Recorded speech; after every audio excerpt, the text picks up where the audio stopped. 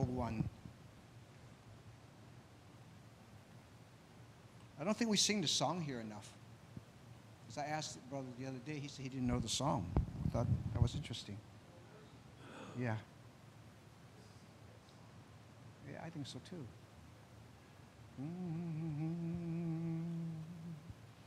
Oh, worship the King, all glorious.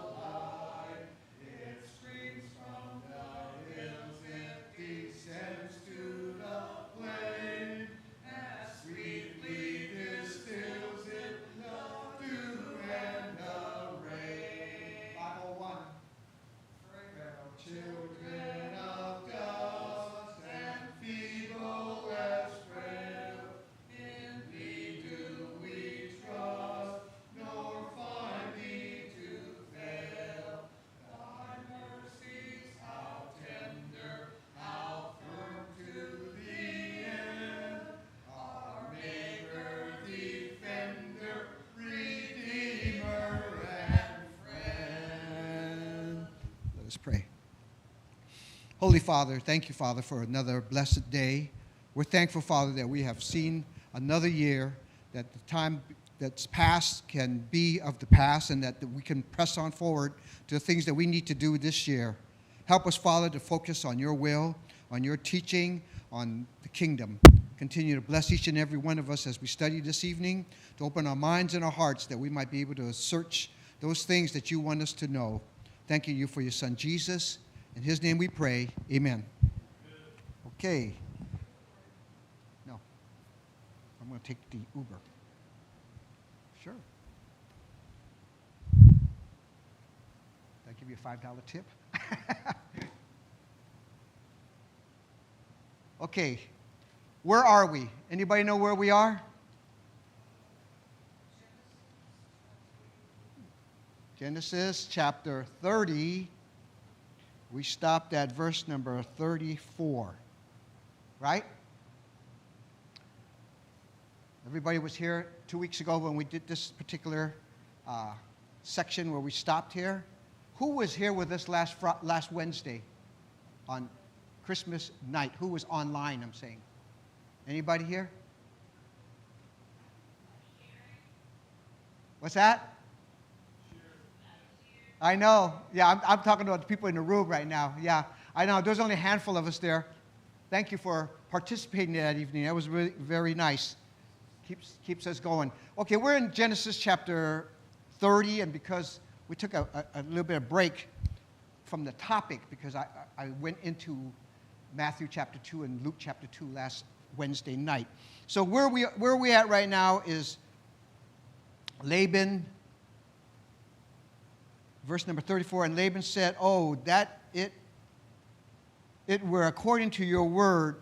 So he removed that day the male goats that were speckled, spotted, all the female goats that were speckled and spotted, every one that had some white in it, and all the brown ones among the lambs, and gave it into the hand of his sons. Then he put 3 days' journey between himself and Jacob Jacob fed the rest of Laban's flocks. Okay, that particular time. Verse is what's connecting us from the last time. Now, last time we had our class 2 weeks ago, we know that Jacob is getting ready to go.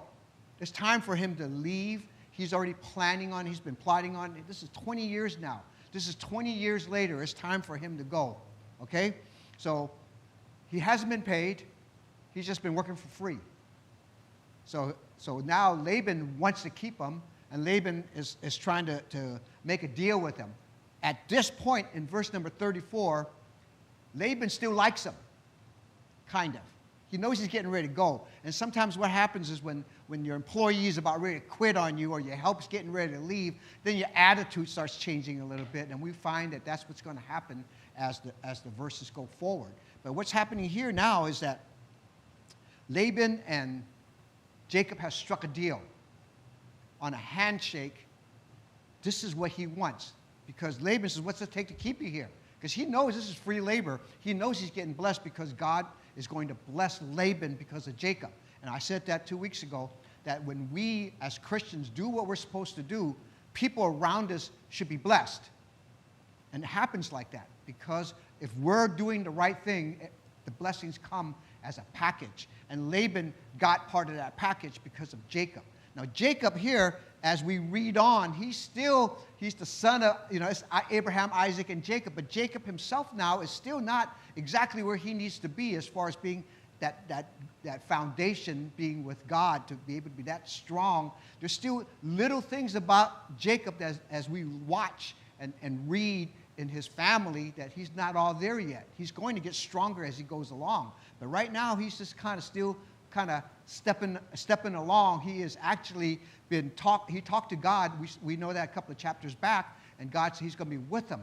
But his faith is not as strong as it's going to be, or as strong as it needs to be, or as strong as his father and his grandfather is. But he's working on his faith. So what happens right now is that God is with Jacob, and no matter what he does. And Laban and Jacob has made this deal. And Laban, we see in this particular verse here, verses 34, 35, 36, what's happening here? Tell me what's going on.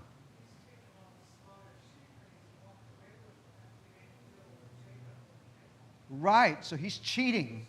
He's cheating right away. He's cheating. He's stacking the deck, as we say. Right? He's making sure it's like, okay, I'll make a deal with you. You give all the spotted ones, and I'll take all the solid ones. And you shake on it, and then when Jacob turns and moves away, he takes all that away and moves it 3 days away so that he's not going to find it and not even know anything about it. So he's starting off making sure that Laban's making sure that Jacob's going to get even less than what he was supposed to start with. So, again, we find that Jacob's been a trickster. We know that Laban's a better trickster, but as we go into the next chapter, as we go forward here, we find that Laban's not going to be able. Laban could out-trick most people, obviously. He's pretty good at what he does. He's pretty slick, as we use that expression. He's pretty sly. He does what he does, but he could only cheat people as much as people are people. But when God puts his hand into it, you can't stack the deck against God. No matter what he does, he's not going to be able to win. You had another comment, or was it a comment? Okay. So, verse number 37, right? Now Jacob took for himself rods, green poplar, and of almond and chestnut trees, peeled white strips in them, and exposed the white which was in the rods. And the rods which he had peeled, he set before the flocks in the gutters in the watering troughs where the flocks came to drink, so that they should conceive when they came to drink. So the flocks conceived before the rods, and the flocks brought forth streaked, speckled, and spotted. Then Jacob separated the lambs and made the flocks face toward the streak, and all the brown in the flock of Laban. But he put his own flocks by themselves and did not put them with Laban's flocks. So now he's separating them. And look at what he does here. He takes these rods of almond and chestnut. What do you think that is? What do you think? What do you think he's doing here? Well, it's interesting because in this particular section here, we know he's doing that to help, but we have no evidence that it is an aphrodisiac. We have no evidence scientifically that this will work to make them come out spotted. It's one of two things that are happening here. Number one, it could be a superstition that he was practicing, or it's a command from God, but we don't know because it doesn't say that God says do this. Because a lot of times God tells us to do things, and it doesn't make sense to a regular person because it's God's call. Like when he says, dip in the pool for 7 times or something to that effect, or your faith has healed you. Whatever it is, we don't know what he told Jacob to do. But Jacob is doing this with the rods. So it's one of two things. It's either a command that we don't see here in the scripture that was between him and God, or it's a superstition that he thinks is going to work. But regardless, as we read in the next chapter, we're going to know that God puts his hand in this thing. No matter what happens, Jacob's going to come out ahead. That's just the way that's going to go. Okay? So the sticks of poplar, almond, and chestnut trees. What's that mean, the peeling of the white? Anybody know? That's exactly what it is. What happens is that if you take a branch and you peel off the skin, the bark of the plant, then the inside of it, so you're taking off what we call the cambium skin of the actual tree, then comes the center part, which is the white part. And that's what he did. So you visually understand what he's doing here. Why he's doing it, we don't really understand. We know it's either superstition or it's actually a command. And again, we don't know. But we know that later on, it worked. Right. And see, the thing is, when God promises to bless Jacob, that's what he's going to do. No matter what he does, he's going to come out ahead because he's part of the promise. So no matter what happens, okay? We're in verse 41. And it came to pass whenever the stronger livestock conceived that Jacob placed the rods before the eyes of the livestock in the gutters, that they might conceive among the rods. But when the flocks were feeble, he did not put them in. So the feebler were Laban's, and the stronger were Jacob's. Thus the man became exceedingly prosperous and had large flocks, female and male servants, and camels and donkeys. So not only is he growing in his flocks and his animals, he's got humans that's supporting him too, right? Servants, male and female servants. So his entourage of people is growing as he's continuing here. So he becomes more and more prosperous because God's blessing him. And when we get into chapter 31, verses 10 to 13, those verses, it describes that God was going to do this for Jacob no matter what. This is the plan that God had planned from the very beginning.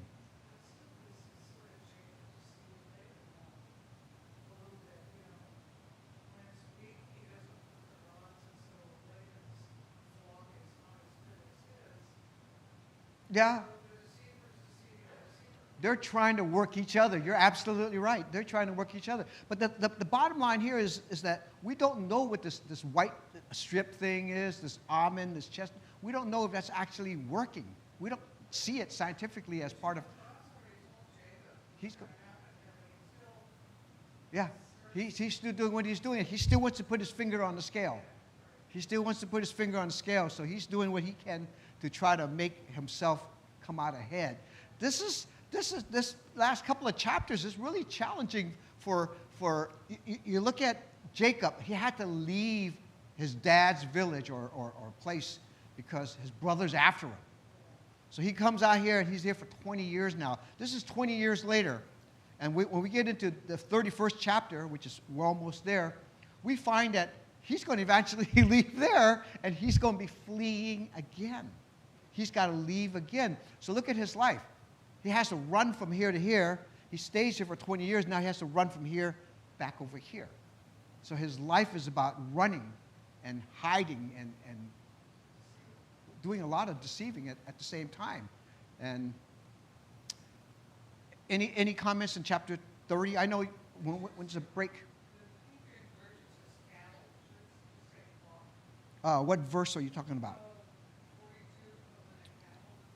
But when the flocks were feeble. Well, it's all the above.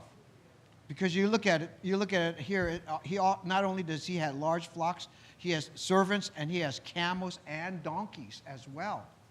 See, so it's not just sheep, it's not just goats, it's not, because that's what they were originally talking about in the flocks. So he's got all types of farm animals that he has. And the fact that he has camels too, it tells us, because the next chapter tells us that eventually when he leaves, he's going to put all his family on camels, and they start traveling back to the land of Canaan.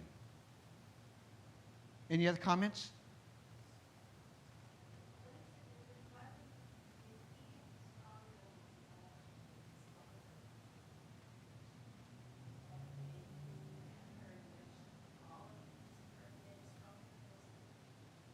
Well, he's separating the flocks. So he wants the ones that are spotted, striped, and Laban gets the solids.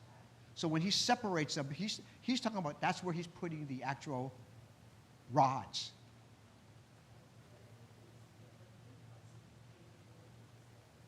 Yeah, no, Laban's never going to. The spotted ones are always going to be Jacob's. That was the deal from the very beginning.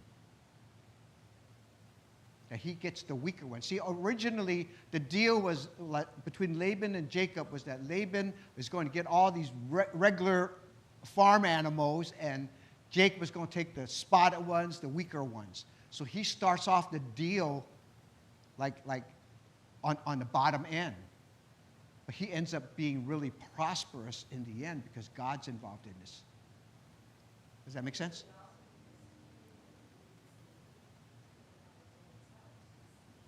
Yeah, he's still working on that. That's his MO. That's the way he thinks. He's always going to do whatever he can to do that. There's going to be a section here in chapter 31 where when he rebukes Laban, and when he rebukes Laban in that little section, he's actually being really honest at that point, and everything he says about that topic in that paragraph is true. You know, you can take a person that's a liar, and he lies about everything. You know, there's a lot of people like that. They lie about everything. But then there's a certain topic they talk about, and they're honest about that particular topic or that sentence or that conversation. And we're going to find that here in chapter 31. Any comments? Okay, chapter 31, it's time to go home. This is what it comes down to. This is the time to go home.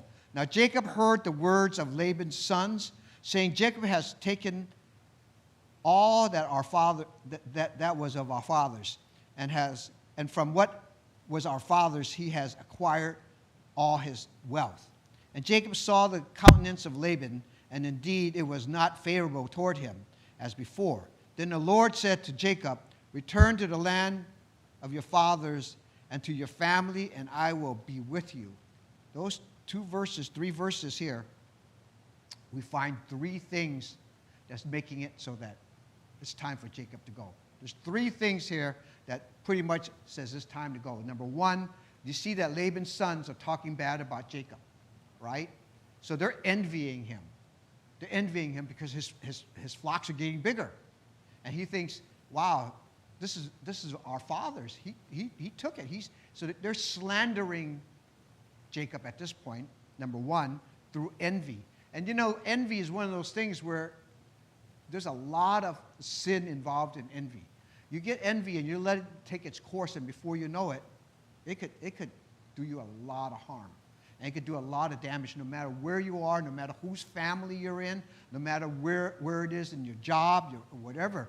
Envy is a green-eyed monster that can do a lot of damage. And Laban's sons are talking bad about Jacob at this point. And you know, remember when Abraham, back in chapter 14, when he was talking to the king of Sodom, he says, you know, I don't want none of your stuff because I don't want you to talk bad about me, telling everybody that you made me rich. You remember that when he went to go save his nephew Lot? Same kind of situation. Abraham saw that coming.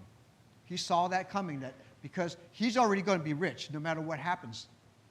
So Abraham didn't need them to start that. And here in this particular situation, Laban's sons are just jealous. Everything that Jacob is doing is through an honest day's work, pretty much. Not everything, but mostly is an honest day's work. He's working for the father, and he's doing what he has to do. But it also talks, not only are they actually envying him and talking bad and starting rumors and starting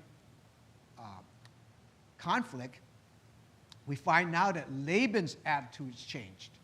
Laban has a change of attitude towards Jacob. If you go back a chapter, when he said, hey, I want to leave, you know, Joseph has been born, Rachel finally gave birth, and now I want to go. I got to take care of my family. I got to go. Laban, why don't you stay here?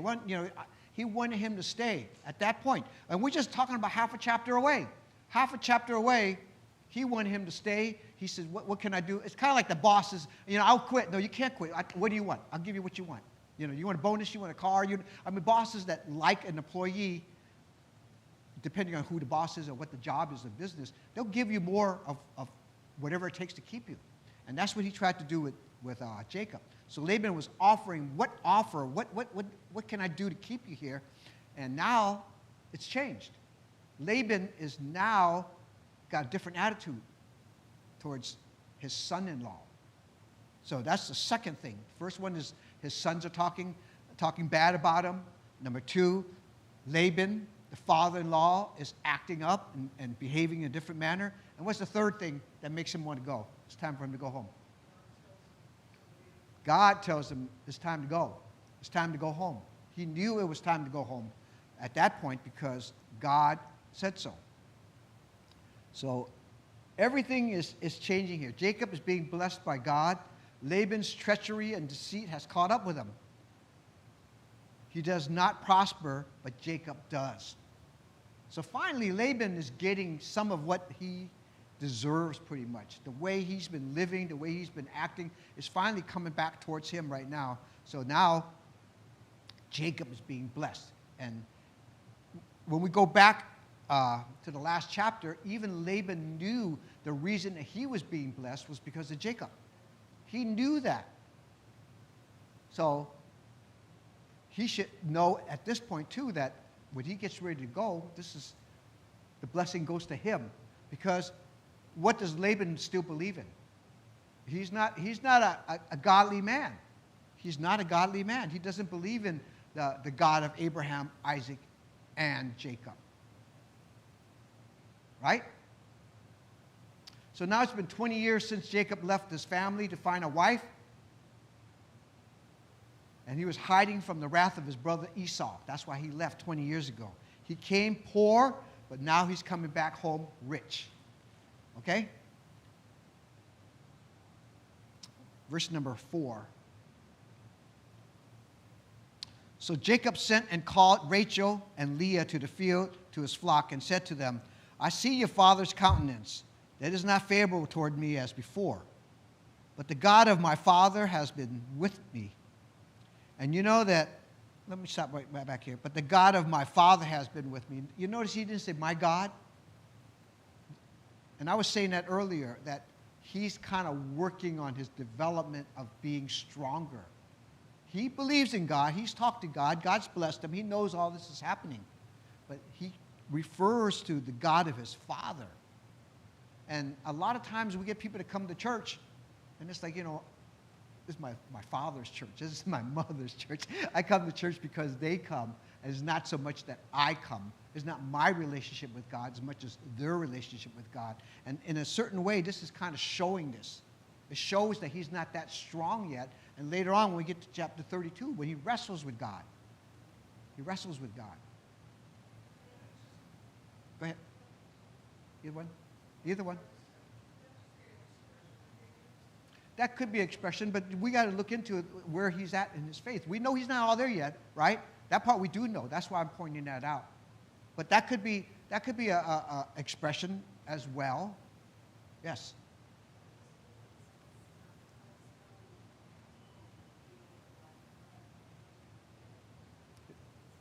Right.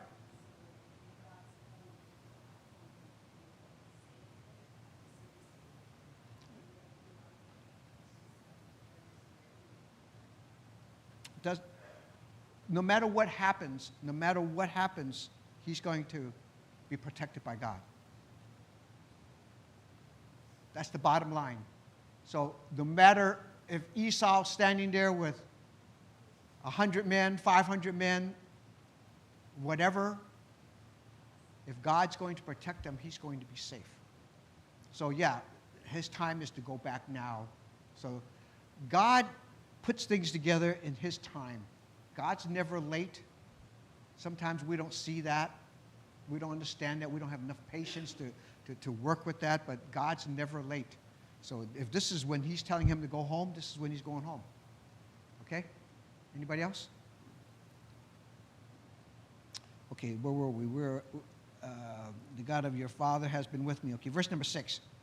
And you know that with all my might I have served your father. Yet your father has deceived me and has changed my wages 10 times. But God did not allow him to hurt me. If he said thus, the speckled shall be your wages, then all the flocks bore speckled. And if he said thus, the streak shall be your wages, then all the flocks were streaked. So God has taken away the livestock of your father and given it to me. And this is what he's talking to Rachel and Leah. So he's getting his wives involved. He's getting ready to move, right? He's getting ready to move. He wants to make sure that the whole family's got the same thought. It doesn't really matter what they think, but he has to have their support. That makes a lot of sense. Because he verses 1, 2, and 3 tells him it's time for him to go. It's all pointing towards it's time to go. So now he's just taking the steps to get ready to move. Go ahead.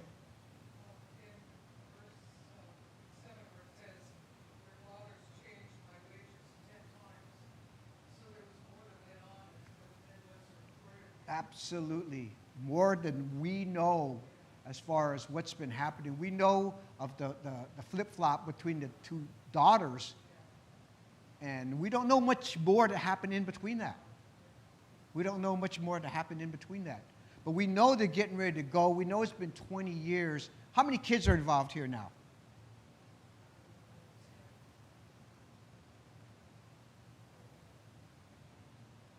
12. 11 sons and a daughter. Yeah, Benjamin's not born until they get back to Canaan. But there's 12 of them, okay? So think about this. He left 20 years ago. He worked 7 years before he could have his first wife, even it wasn't the one he wanted. But he stuck it out for another week, and then he married both of them. So he had 2. So now you got 12 kids. So you might want to think about it like this. I mean, we don't know exactly because there's different women involved. It's almost like they were stair-stepping in every year for 12 years after the marriage. Because they're not going to be born on the 7th year. It's going to take 7 years and 9 months before the first baby would be born, or whatever it takes. So you're looking at 20 years later, and there's 12 kids. So they're basically close in age. That's the only way I could put it. I can't say that they're 1 year apart exactly. If it was from one woman, possibly for sure.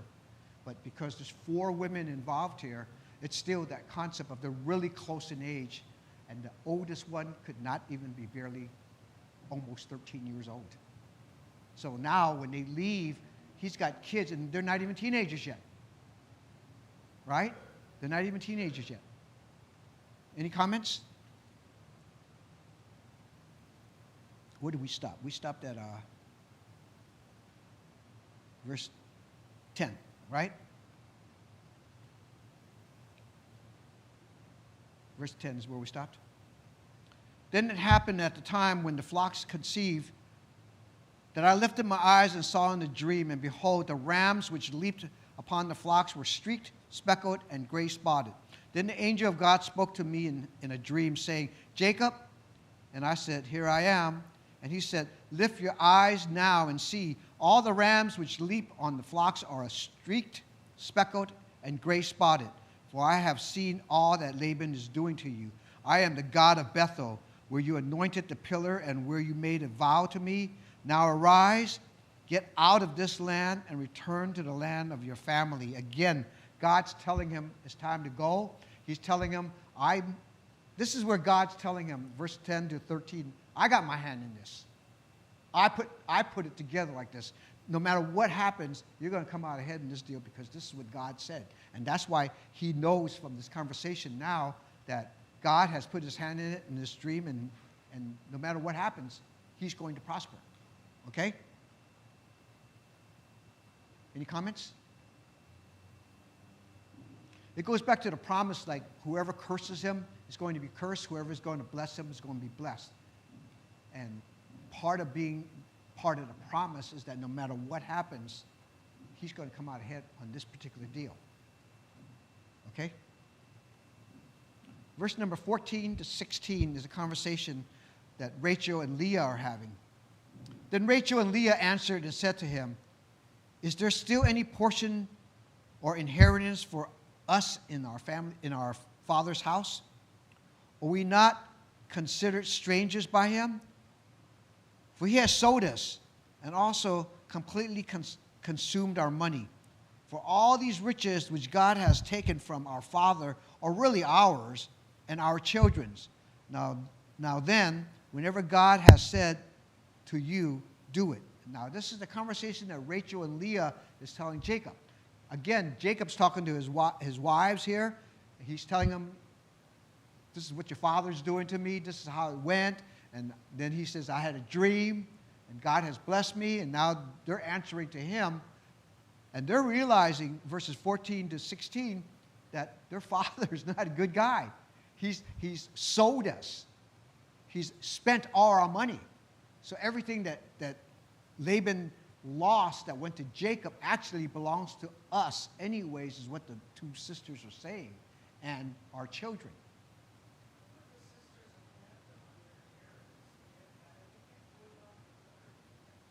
Probably, but there was such a thing as a dowry at the same time, right? So there's something that they would have got out of this deal. I'm not sure exactly culturally what was expected, but what they're saying here is, this is our stuff anyways. This is what it really comes down in this particular conversation. He's saying that your dad's been this way towards me, and we gotta get ready to go, and the whole conversation is being flipped back and forth, and now their answer is, really, let's go. Really, let's go. Our father is not that good of a guy. He's done us wrong too, is what they're telling Jacob here. Laban is not a good person. He's cheating his own daughters. He has no problems with that. And I think the dowry was a part of that, because remember when Laban's sister, Rebekah, married Isaac, they came with 10 camels and all the stuff that was in the tent. Part of it was supplies, probably, for sure. You're traveling a far distance. Some of it's probably supply and food or whatever, but a lot of it was gifts and part of the dowry. So they're looking at it like this. We're not getting anything out of this deal. So it's time for them to go. They're ready to go too. So everybody's pretty much washing their hands from Laban at this point. Anybody got any comments on that?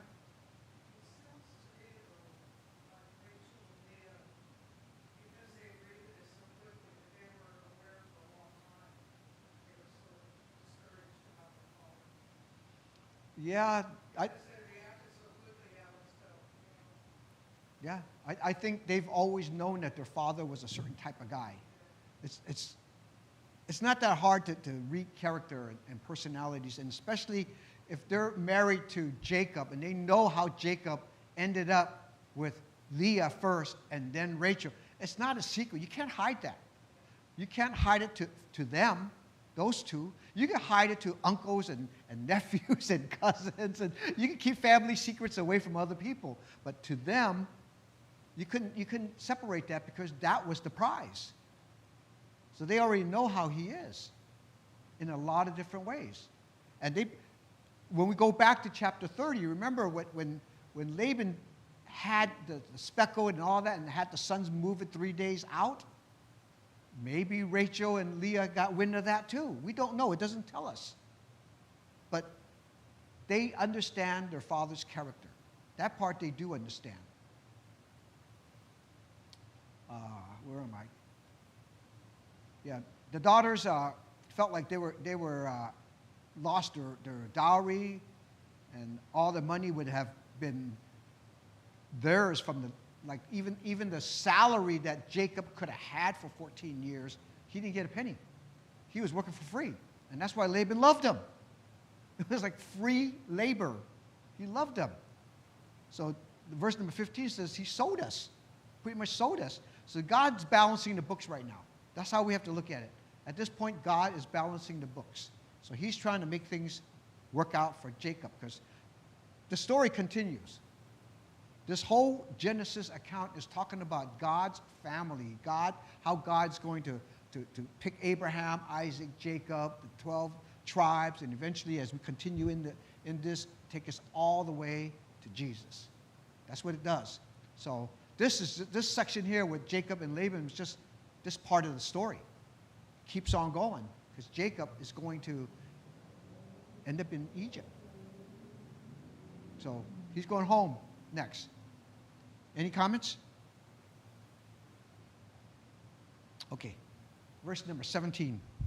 Then Jacob rose and set his sons and his wives on camels, and he carried away all his livestock and all his possessions which he had gained, and his acquired livestock which he had gained in Padan Aram, to go to his father Isaac in the land of Canaan. Now Laban had gone to shear his sheep, and Rachel had stolen the household idols that were her father's. And Jacob stole away unknown to Laban the Syrian, in that he did not tell him that he intended to flee. So he fled with all that he had. He arose and crossed the river and headed toward the mountains of Gilead. So what we have here is that he's getting ready to go, and we find that Rachel is stealing the idols. Now, why would she steal idols? It doesn't tell us exactly, but we have to kind of read into it. She's still believing in some of this. That's all part of it, probably, because they're idol worshipers. All the people there were still idol worshipers. Jacob was the only one that came over here that was believing in the God of his father and his grandfather. So they're still idol worshipers. So maybe she felt that the actual idols was part of what she should have had as inheritance. Maybe there's a significance in these idols that make it so that there's a certain prominence in the family or whatever. And I don't know the answer to that. I'm not going to build that too much. But there's something about it that for her to take the actual idols, all right? Now, if she still believed firmly in these idols, she's probably thinking, I need this to protect me on my journey. That might be part of her thinking. Because if you're still a pagan and idol worshipers, you got to have your gods with you, your little package. And they're not that big. Obviously, when we keep on reading, they're small enough that you can hide in your saddle. So they weren't big little idol statues or whatever it was. So she had to take them with her. So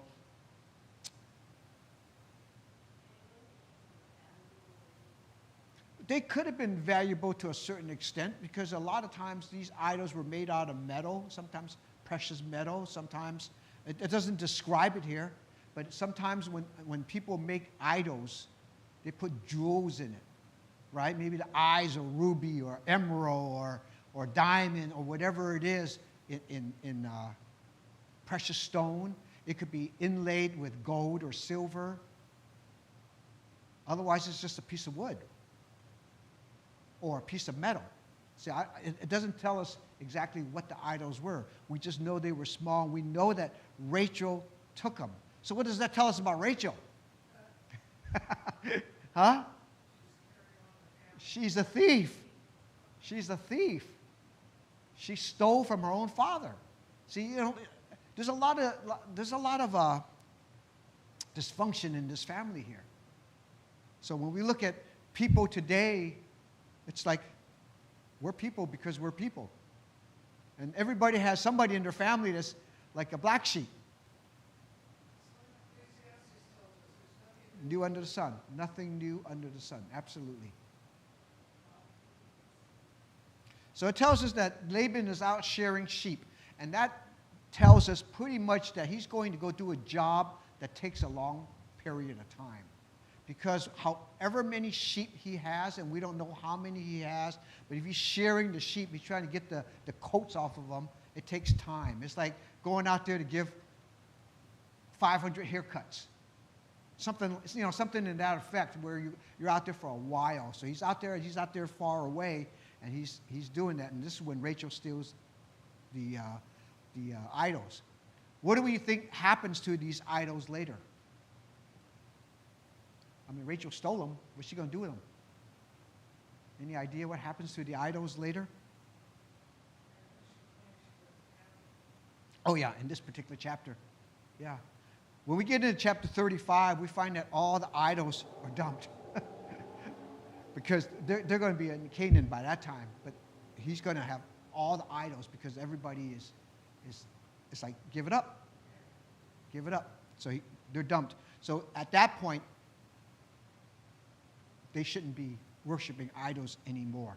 Okay? So Jacob, he just takes off. He cuts out. It's like he's gone. And he's without warning. And Laban's he doesn't know about it yet, but he's gone, and he crosses the river. And what the river they're referring to is probably the Euphrates River. And they're going over to Gilead. So verses 22 to 24. And Laban was told on the third day that Jacob had fled. So he might be out 3 days out. You know, remember how they were talking about taking the sheep and the flocks out 3 days out? So he might have been out 3 days. We don't know exactly, but we know the sons took that other part of the flock that far away. So maybe it was the third day because you had to go out there. You see, back in that time, it's not grab your cell phone and let me call the guy here. You there? Guess what? He took off. This is like Pony Express. You got to actually ride your camel, ride your horse, or whatever it is. Go and tell the person because there's no phones. There's no other way of communicating. So they get there on the third day. And Laban was told on the third day that Jacob had fled. Then he took his brethren with him and pursued for 7 days' journey. And he overtook them in the mountains of Gilead. But God had come to Laban, the Syrian, in a dream by night and said to him, be careful that you speak to Jacob neither good or bad. We'll stop here, verse number 25. So they go out 3 days, and he gets the message. That means from here to here, Jacob has already gone 3 days. And it tells us that he catches up to him in 7 days.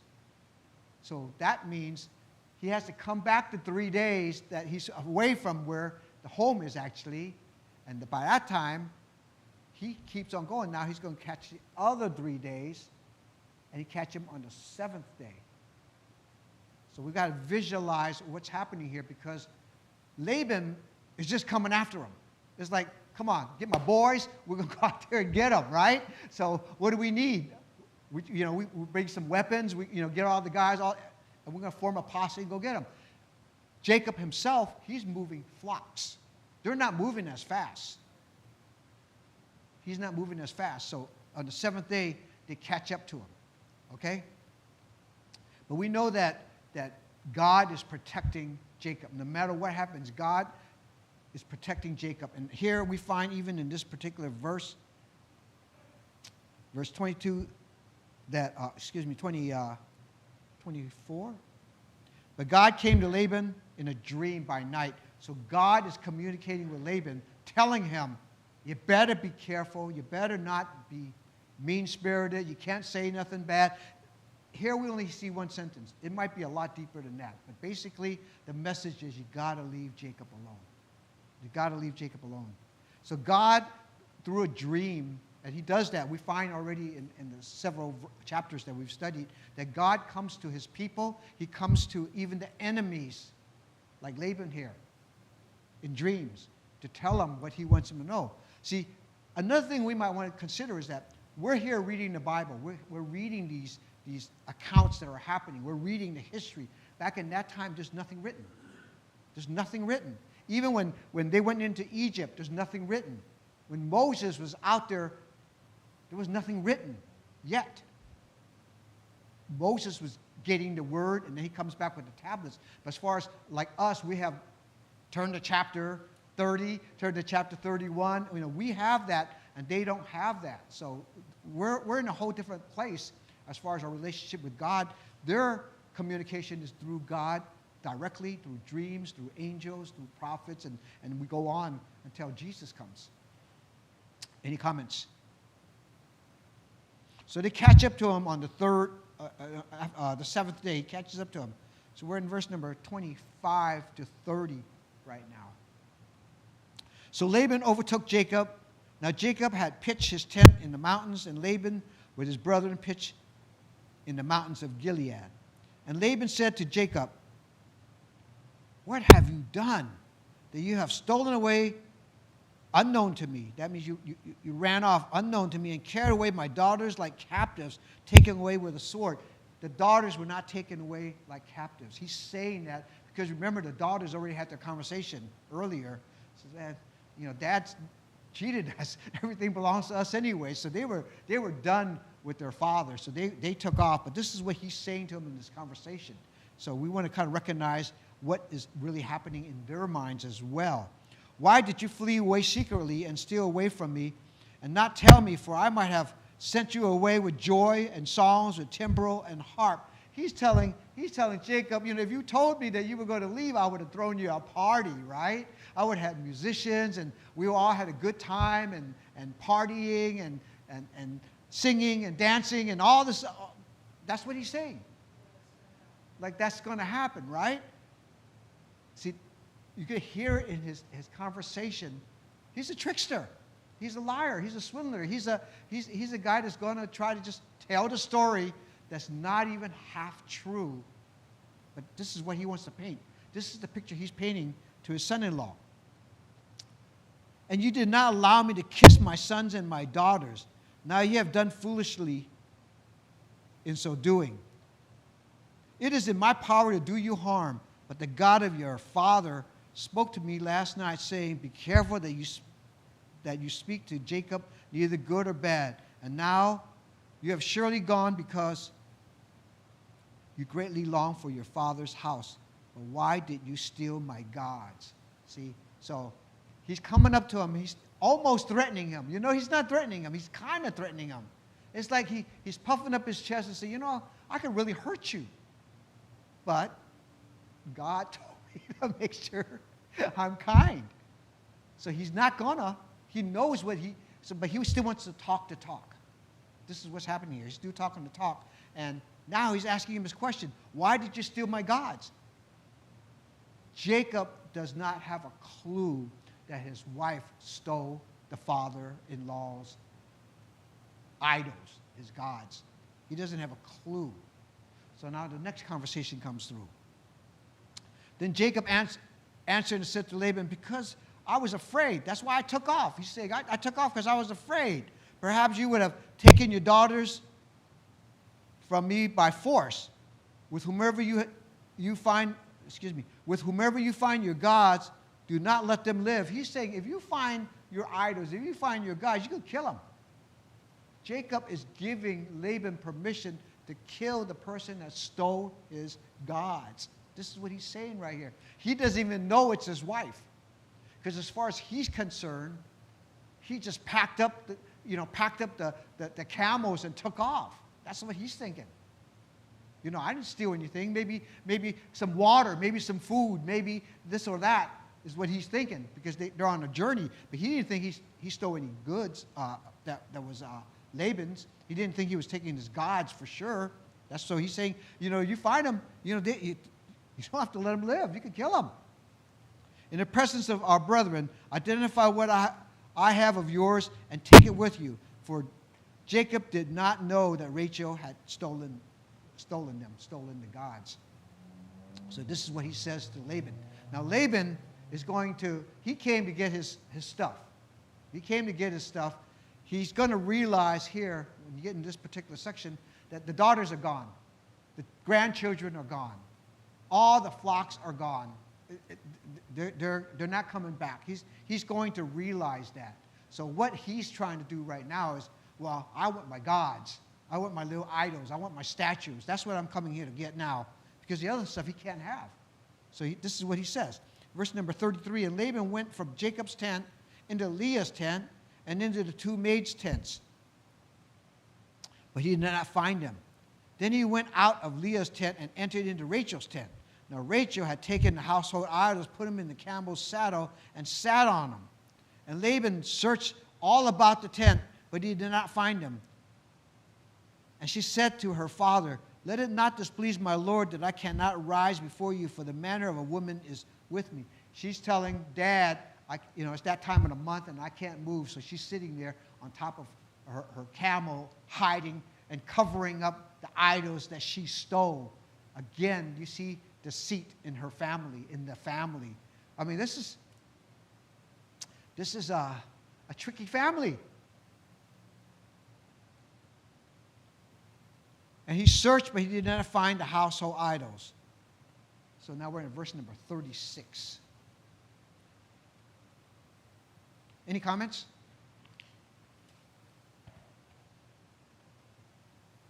You notice when he searches the tents, the maidens are still called the two maids. Remember a couple of chapters back when we talked, how many wives does Jacob have? Both answers are correct. Both answers are correct.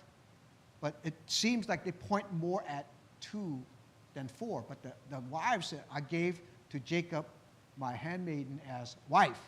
Remember we read that back there a couple of chapters back? So, but basically the identification of them being wives are still named as wives and the others are still named as handmaidens. But both answers would be correct according to the scriptures. Okay? Verse number 36. Then Jacob was angry and rebuked Laban. Okay, now Jacob's going to let him have it. Jacob's been sitting there for 20 years eating his father-in-law's stuff, all right? He's had it up to here. He's had it up to here is what you can see it's been building up. He's actually tried to cut out without getting into a fight with his father-in-law. Right now, his father-in-law tracks him down, and he's telling him off. So now Jacob is angry, and he rebukes Laban. And Jacob answers, said to Laban, "What is my trespass? What did I do wrong? What is my sin that you have hotly pursued me? Although you have searched all my things, what part of your household things have you found? See it here before my brethren and your brethren, that they may judge between us both. These 20 years I have been with you. Your ewes and your female goats have not miscarried their young, and I have not eaten the rams of your flock. That which was torn by beasts I did not bring to you. I bore the loss of it." That particular saying about bringing the lost rams and the ones that were killed, as a shepherd, as a person that's in charge of the flock, he's responsible for it. And the reason he brings it back would show that he fought off the wild beast that tried to come and steal the animal or eat the animal, or part of the flock. So that's why he's showing that. That which was torn by beasts I did not bring to you. I bore the loss of it. That means it came out of his pocket. That's what he's saying. You required it from my hands, whether stolen by day or stolen by night. There I was. In the day, the drought consumed me, and the frost by night. He's telling, hey, I'm an outdoor guy. I work outside. It's hotter than hot. It's colder than cold. And I'm outside doing this job. So he's actually letting him have it. He's telling him, how hard he's been working for him. And my sheep departed from my eyes. Thus I have been in your house 20 years. I served you 14 years for your $2 and 6 years for your flock. And you have changed my wages 10 times, unless the God of my father, the God of Abraham and the fear of Isaac had been with me. Surely now you have sent me away empty-handed. God has seen my affliction and the labor of my hands and rebuked you last night. So he's finally letting Laban have it as far as letting him know what he thought of him. So I didn't do nothing wrong. I work for you. You cheated me. You continue to cheat me. You cheat me 10 times. Everything I'm doing, and when you read this little section here, he's a pretty honest guy. Jacob's a pretty honest guy. And we know that his character with his brother and different things. But here, he's letting his father-in-law have it, and he's honest. Any comments? Okay.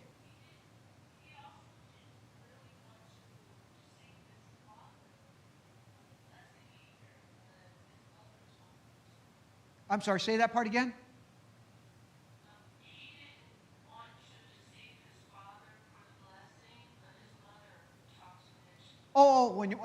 back when Rebecca was involved, yes, you're absolutely right.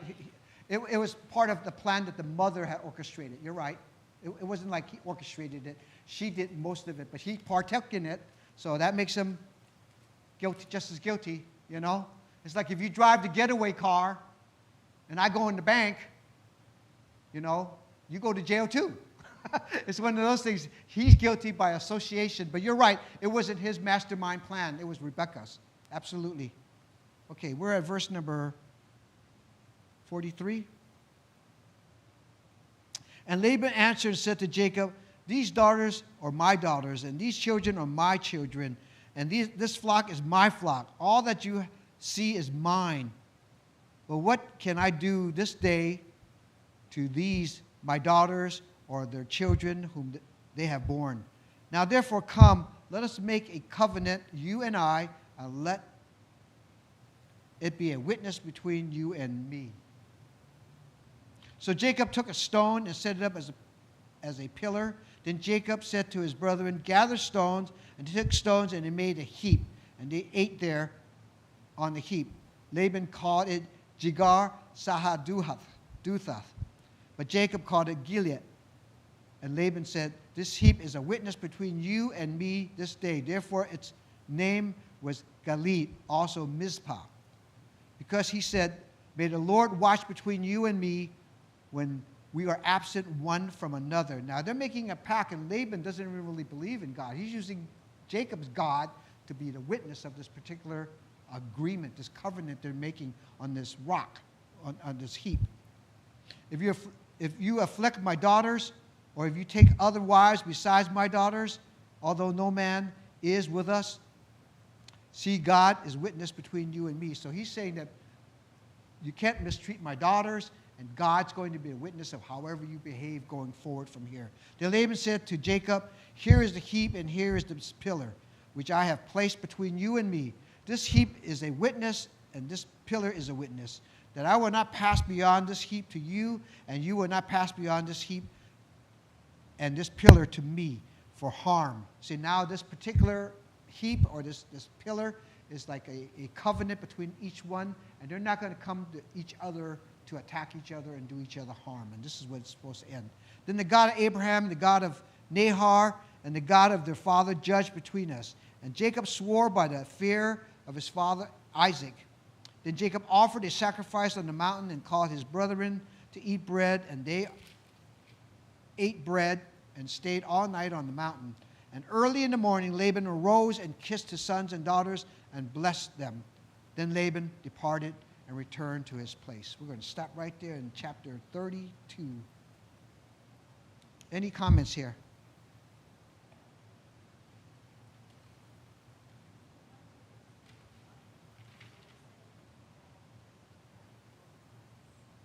I'm sorry, I couldn't hear that.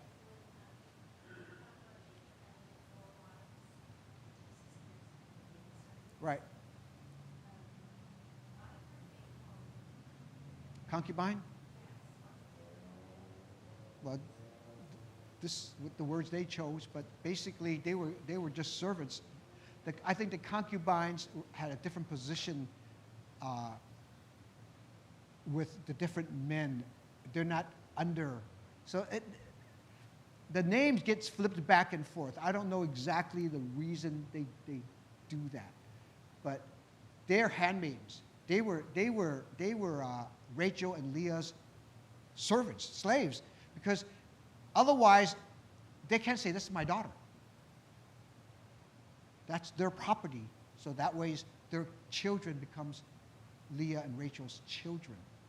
But they said that they're going to give them to Jacob as wife. And that's why I say that answer could be either or, 2 or 4, depending on how you want to look at it. So, but as we go on and continue to look at the actual scriptures, it always talks about the 2 wives and the 2 handmaidens going forward after that particular situation. Okay? Okay. We'll see you next week, chapter 32. Let's go to our Father in prayer. Our God and our Father, thank you for this opportunity that we've had to study. We're thankful, Father, for every breath that we have and every blessing that you bless us with. Continue to use us in your kingdom. so that we might be able to spread the good news of your Son, Jesus Christ. Thank you, Father, for once again for the opportunity that we could study your words. It's in Christ's name we pray. Amen.